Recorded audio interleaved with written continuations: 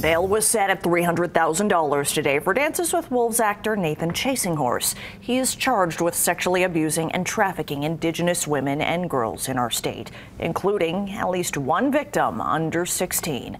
Police say he did so as the head of a sex cult called The Circle. To be released, Chasinghorse will have to pay $45,000 of his bail. Prosecutors had requested a $2 million bond, calling him a danger to the community and a flight risk. He has yet to enter a plea in the case. Clark County detention records do show he is still behind bars tonight. This all comes as he was hit with new federal charges for sexual exploitation of children and possessing child pornography. The case has certainly sparked national outrage, and local advocates in the Indigenous community want the spotlight on the women in the case and ending domestic violence.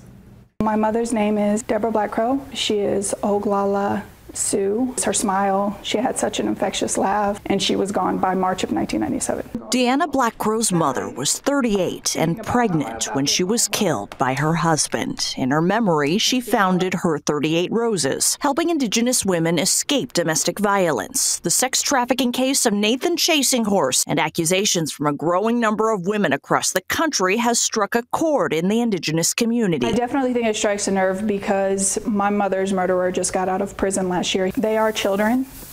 I am a mother. I have daughters.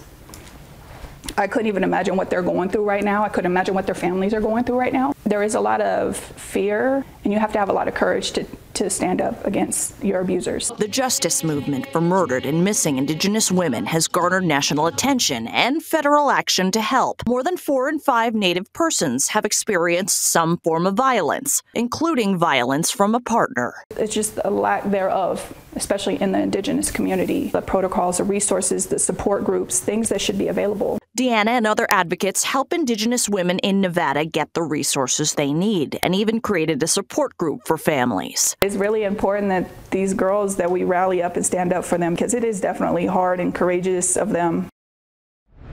On Saturday from 12 to 2 at the Las Vegas Indian Center, advocates are gathering in solidarity and support of Indigenous women. People are asked to wear red. Her 38 Roses will collect donations and toiletries for survivors.